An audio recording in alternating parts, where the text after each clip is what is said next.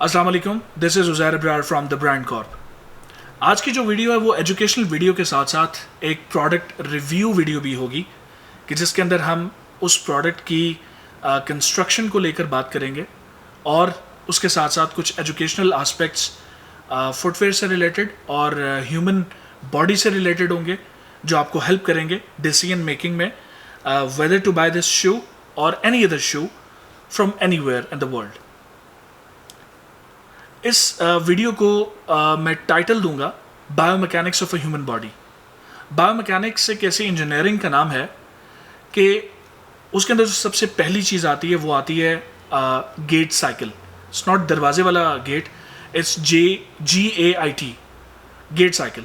Gate cycle basically जब आप foot first strike करते हैं ग्राउंड पे अपना और जब आप उसको उठाते हैं, तो जब आप उठाते हैं उस साइकिल को मुकम्मल दो हिस्सों में किया जाता है। एक तो होता है कि जब आपका जो पाँव है वो स्ट्राइक कर रहा है और ऊपर से उठ रहा है, और उसके ऊपर जो स्विंग साइकिल है, तो ये दो हिस्सों में तकसीम होती है। तो इसका मतलब है कि जब आप दो स्टेप्स लेते हैं अपने नॉर्मल स्टैंडिंग पोस्चर को कैरी करते हुए, तो उसको हम गेट साइकिल बोलते हैं।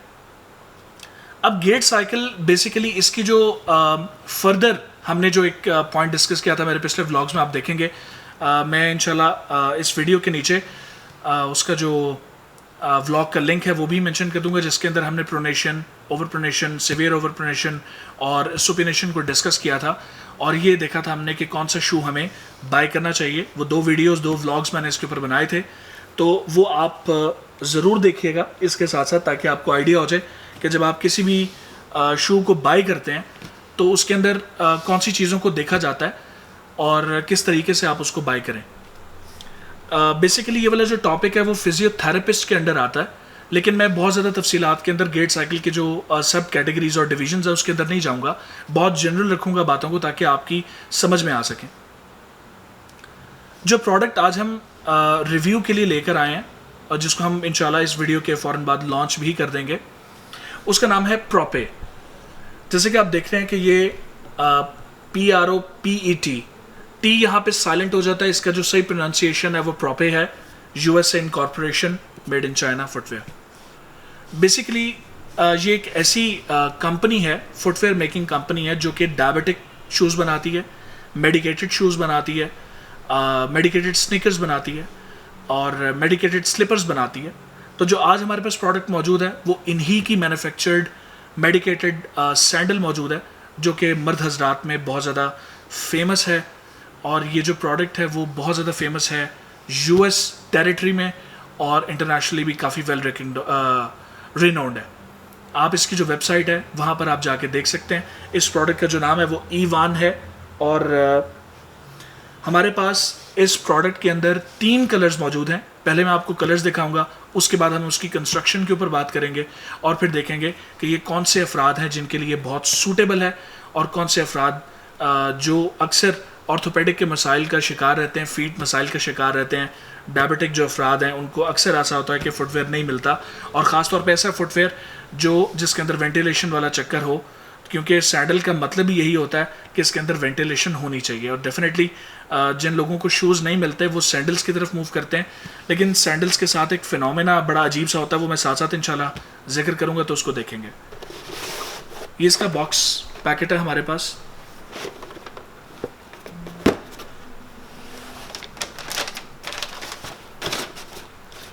Colour number 1 black, grey, olive,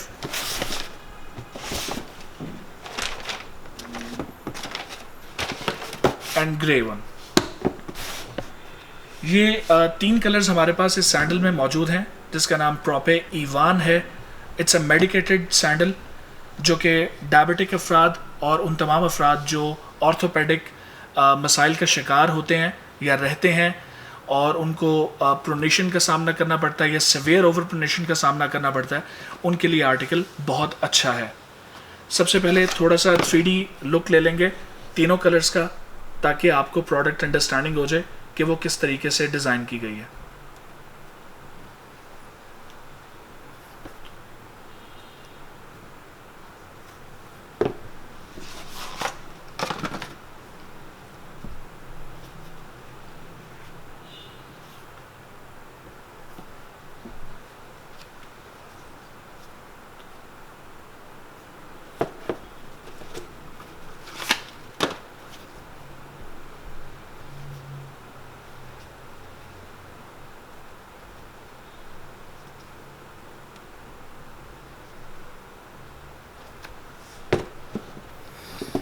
just for a sample हम इस कलर को पकड़ लेते हैं अपने हाथ में, और इसके 5 एस्पेक्ट्स होंगे जिनके ऊपर हम बात करेंगे। इसकी जो कंस्ट्रक्शन है उसको हम बाइफरकेट कर रहे हैं 5 हिस्सों के अंदर। सबसे पहले हम बात करेंगे इसका जो आउटर सोल है वो कैसे बना हुआ है, फिर हम मिड सोल के ऊपर बात करेंगे, फिर हम इसके जो अपर है उसके ऊपर बात करेंगे, और उसके जो अपर के अंदर जो लेनिंग हुई हुई है उसके ऊपर बात करेंगे। एंड इन द लास्ट हम इसकी इनसोल जो कि मिड सोल के साथ अटैच है उसके ऊपर बात करेंगे, और देखेंगे कि ये किस तरीके से बायोमैकेनिक्स इंजीनियरिंग के ऊपर बेस करती है।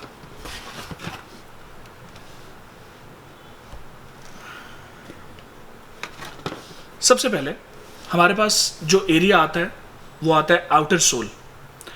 जैसा कि आप देख रहे हैं कि आउटर सोल के अंदर काफ़ी कट्स और काफ़ी स्पाइरल्स आपको नज़र आ रहे होंगे। इसकी जो आउटर सोल है वो 2 मटेरियल्स के अंदर कंस्ट्रक्ट की गई है। ये वाला जो एरिया है it is called EVA, the border line material and the arch area and the heel border line area is called rubber sole. अजीब सा सवाल है कि EVA एक बहुत अच्छा मटेरियल है टेक्निकली, अगर आप स्पीकिंग देखा जाए डेफिनेटली इसको केमिकली प्रोड्यूस किया जाता है। रबर सोल को जब भी आप किसी शू के अंदर लगा हुआ देखेंगे तो इसका मतलब होता है कि वो आपको ट्रैक्शन प्रोवाइड करता है। Rubber sole traction, basically traction का कॉन्सेप्ट आपको यहाँ पे समझना पड़ेगा। ट्रैक्शन स्लिप की सेंस में भी आ जाता है, फोर्स जो आप अपने फुटवेयर को दे रहे हैं और आप उससे जो रिस्पॉन्स चाह रहे हैं किसी भी ट्रेन किसी भी सरफेस के ऊपर और वो आपको नहीं दे पा रही, सो इट मीन्स के उसके अंदर ट्रैक्शन कंट्रोल नहीं है। जैसे कि आप गाड़ियों के अंदर देखते हैं, जैसे कि आप मोटरसाइकिल्स के अंदर देखते हैं, जैसे कि आप जब आप किसी भी बड़े ब्रांड जैसे डनलॉप, जैसे मिचलिन और इस तरह के जो रबर ये जो टायर्स बनाती हैं कंपनीज, आपने देखा होगा कि ये लोग ट्रैक्शन के ऊपर बात कर रहे होते हैं। तो ट्रैक्शन बेसिकली ये होता है कि जितनी फोर्स दी जा रही होती है, जैसा आप चाह रहे होते हैं इस शू को रिस्पॉन्ड करना आपकी फोर्स के ऊपर, वैसा वो रिस्पॉन्ड नहीं कर रही होती। तो इसका मतलब है कि वो ट्रैक्शन उसके अंदर नहीं होती और उसके अंदर रबर का इस्तेमाल नहीं किया जाता। मेजॉरिटी ऐसा ही होता है। हमारे यहाँ जो लोकल ब्रांड्स एग्जिस्ट कर रहे हैं, बहुत बड़े बड़े नाम हैं, उनके अंदर यही मसला आता है कि वो स्लिप कर जाते हैं बहुत सारे जगहों पे, ट्रैक्शन आपको प्रोवाइड नहीं कर पाते। तो रबर जो है वो बेसिकली बहुत ज़्यादा अच्छी इन्हांस्ड ट्रैक्शन आपको कंट्रोल देता है। आप अगर बाइक राइडर हैं, आप साइकिलिस्ट हैं और आप साइकिल राइड कर रहे हैं, आप बाइक राइड कर रहे हैं, तो आपने देखा हो कि जो पैड रेस्ट होता है उसके ऊपर अक्सर जूते स्लिप कर जाते हैं और वहाँ पर वो स्टे नहीं करते, which is a very annoying situation. तो उसको बेसिकली कंट्रोल करने के लिए दे यूज़ रबर सोल्स, ताकि उसके अंदर एक ख़ास ट्रैक्शन और फ्रिक्शन पैदा हो जाए जिसकी वजह से जो शू है वो स्लिप ना करे।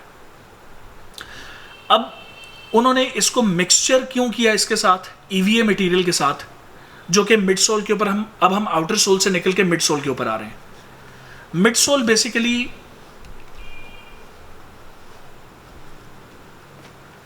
EVA कंस्ट्रक्टेड मटेरियल है जो कि अल्ट्रा वायलेट रेजिस्टेंट होता है, शॉक एब्जॉर्बेंट होता है, फ्लेक्सिबल होता है,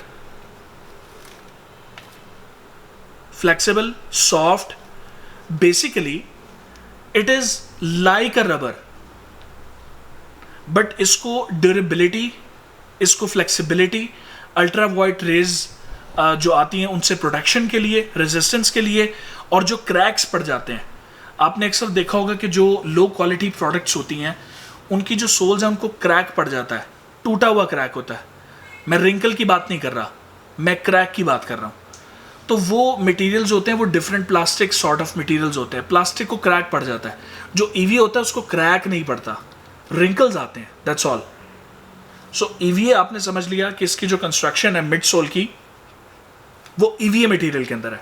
आउटसोल में उन्होंने रबर सोल को इनकॉर्पोरेट किया जिसकी वजह से आपको एक अच्छी ट्रैक्शन मिल गई। जो मिड सोल है वो EVA है, मीन्स आपको शॉक एब्जॉर्प्शन अच्छी मिल रही है, मतलब आपको फ्लेक्सिबिलिटी अच्छी मिल रही है, मतलब आपको अल्ट्रा वॉइस रेजिस्टेंस मिल रही है, मीन्स कि आप इसको किसी भी कंडीशन के अंदर लेके जाके यूज़ कर सकते हैं इस सैंडल को, like it may be water, it may be some rough terrain, it may be a mud, it could be anything. Now the third part, इसका जो अपर है ये पीयू मटेरियल के अंदर कंस्ट्रक्टेड है. पीयू लेदर जैसा मटेरियल होता है और काफ़ी स्ट्रेंथ होती है इसके अंदर, और अगर ये फ्रेशली मैन्युफैक्चर्ड हो तो इसकी लाइफ बहुत इन्हांस्ड होती है. This lot you are seeing in my hands is manufactured in late days of December 2019. So it's almost a fresh year. उसके बाद उनकी तमाम फैक्ट्रीज जो हैं वो चाइना की क्लोज हो गई थी जिसके कोरोना की वजह से. तो this is a very fresh lot we have got.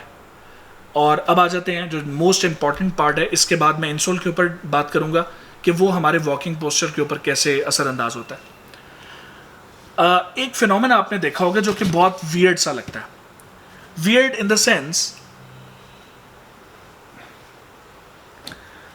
कि आपने देखा कि इसका जो अपर है वो 2 लूप्स के अंदर बना. ये मैं आपको बाय द वे बता रहा हूँ ताकि आपको पता रहे कि इसके अंदर 2 लूप्स हैं. आप पाँव को यहाँ पे भी डाल के, यहाँ से डाल के अपने फीट की ब्रॉडनेस और स्लिमनेस और विड्थ के मुताबिक आप इसको एडजस्ट कर सकते हैं. सो ये एक बड़े अच्छे एडजस्टर लूप्स इन्होंने दिए हैं जो कि बहुत पावरफुल है. इनकी स्ट्रेंथ बहुत अच्छी है. मैंने इनको बहुत स्ट्रेंथ के साथ इनको मैंने चेक किया personally. Coming to the point, इसकी जो इनर लीनिंग है वो नियोप्रीन एक आर्टिफिशियल मटेरियल है जो कि मैन्युफैक्चर किया जाता है पॉलीमराइजेशन के प्रोसेस से. उसके अंदर ये होता है कि जो नियोप्रीन मटेरियल होता है ये एग्जिबिट करता है, स्ट्रेंथ है इसके अंदर बहुत ज़्यादा. किसी भी क्लाइमेट के अंदर ये बहुत अच्छा परफॉर्म करता है. इसका जो केमिकल स्टेबिलिटी है वो बहुत ज़बरदस्त है. नियोप्रीन की ये खासियत होती है, केमिकल स्टेबिलिटी इसके अंदर बहुत अच्छी होती है. इसकी खासियत ये है कि ये उसी बात का आंसर हो जाएगा कि आपको समझ आ जाएगा कि मैंने केमिकल स्टेबिलिटी का जो वर्ड यूज़ किया वो क्यों यूज़ किया. कुछ मटेरियल्स होते हैं कि जब वो आपकी स्किन के साथ टच होते हैं सर्दियों में, गर्मियों में, किसी भी मॉइस्चर वाली कंडीशन के अंदर, तो वो बड़ा अजीबो गरीब सा बिहेव करते हैं. कभी कभार ऐसा होता है कि आपके पाँव के ऊपर निशानात बन जाते हैं और इवेंचुअली वो रैशेस के अंदर तब्दील हो जाते हैं और आपके पाँव को ऊपर से साइडों से ज़ख्मी कर देते हैं और उनका रंग जो है वो वहाँ से छूट जाता है आपके पसीने की वजह से, क्योंकि आपके पसीने के अंदर काफ़ी ज़्यादा केमिकल्स होते हैं जो कि बहुत स्ट्रॉन्ग होते हैं और वो किसी भी बॉन्ड को तोड़ने की सलाहियत रखते हैं. तो केमिकल स्टेबल ये जो नियोप्रीन मटेरियल है ये बहुत केमिकली स्टेबल कंसिडर किया जाता है ऑल अक्रॉस द वर्ल्ड. और जितने भी अच्छे ब्रांड्स हैं, जैसे आउटडोर के ब्रांड्स हैं, मेरल, रिगाटा, डनलॉप, कैटरपिलर, जो बहुत अच्छी कंस्ट्रक्शन करते हैं आउटडोर से रिलेटेड, रगेड फुटवेयर बनाते हैं, तो वो नियोप्रीन जो इनर लीनिंग है वो नियोप्रीन की करते हैं. जैसे कि आप, अगर मैं क्लोजली आपको दिखा सकूं, इसका जो इनर साइड है ये बहुत नियोप्रीन सारा फैब्रिक यूज़ किया गया है और उसके अंदर मज़ीद पैडिंग भी की गई है फॉर सॉफ्टनेस, ताकि आपके पाँव पे निशान ना डाल सके. मैं इसको खोल के भी दिखा देता हूँ ताकि आपके लिए नियोप्रीन मटेरियल को समझना भी आसान रहे.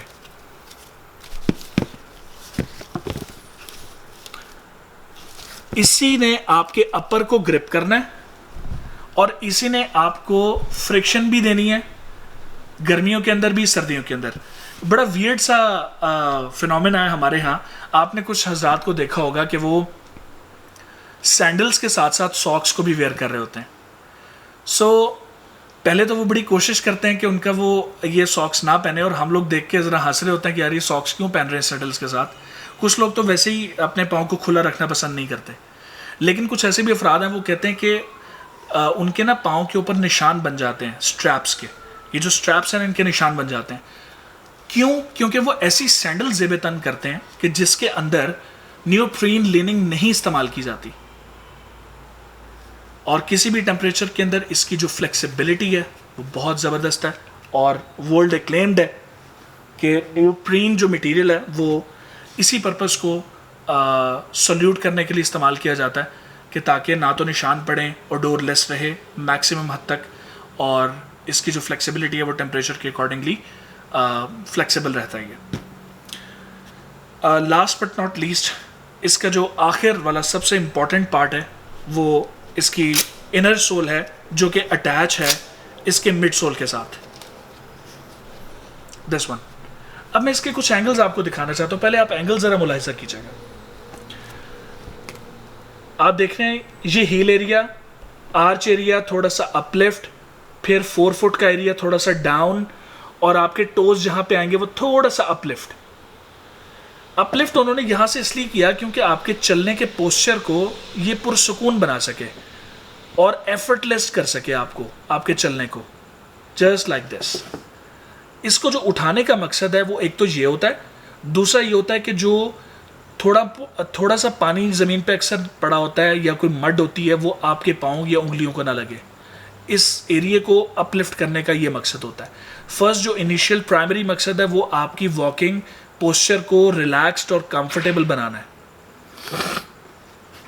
अब आ जाते हैं इसकी जो कंस्ट्रक्शन है उसके ऊपर। इसकी जो इंसोल है वो लेदर बिल्ट है, सारी की सारी लेदर और स्वेड जैसे आप मटेरियल बोलते हैं, और इसके अंदर जो कुशन इस्तेमाल किया गया वो बहुत आउट क्लास है। इसकी जो सबसे कंस्ट्रक्शन जो मैंने वर्ड यूज़ किया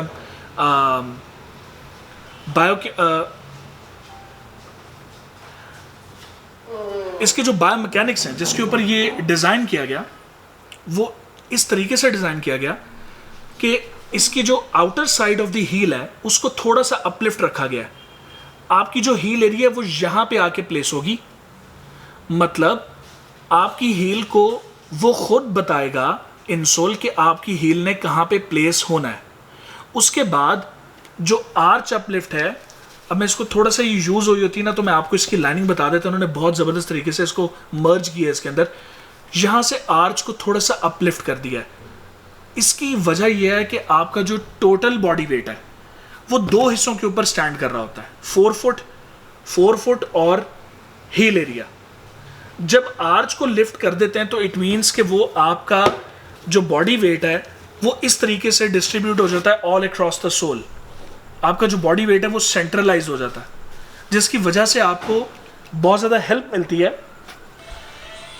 to wear such kind of a footwear in longer run. आप डेली इसको पहन सकते हैं, आप किसी ट्रिप पे इसको पहन सकते हैं, आउटडोर एक्टिविटीज़ पे आप इसको पहन सकते हैं, और आप इसको किसी भी तरीके से कैरी कर सकते हैं, whether you are wearing a shalwar kameez, whether you are wearing jeans और कैजुअल टी शर्ट, और whether you are a biker और अ साइकिलिस्ट। ये दोनों हर एंगल से ये आपके स्टाइल को भी कैरी करता है और आपके पोस्चर ऑफ द वॉक को भी गाइड करता है कि अगर आप प्रोनेटर हैं, अंदर की तरफ आपकी हील मूव कर रही है तो उसको स्टेबल कर देगा, न्यूट्रल की तरफ लाने की कोशिश करेगा। तो ये बेसिकली एक रिसर्च एंड डेवलपमेंट का नतीजा है जो हमारे सामने आज मौजूद है। इसके अंदर जितने भी टेक्नोलॉजिकल आस्पेक्ट्स हैं वो मैंने आपसे शेयर किए।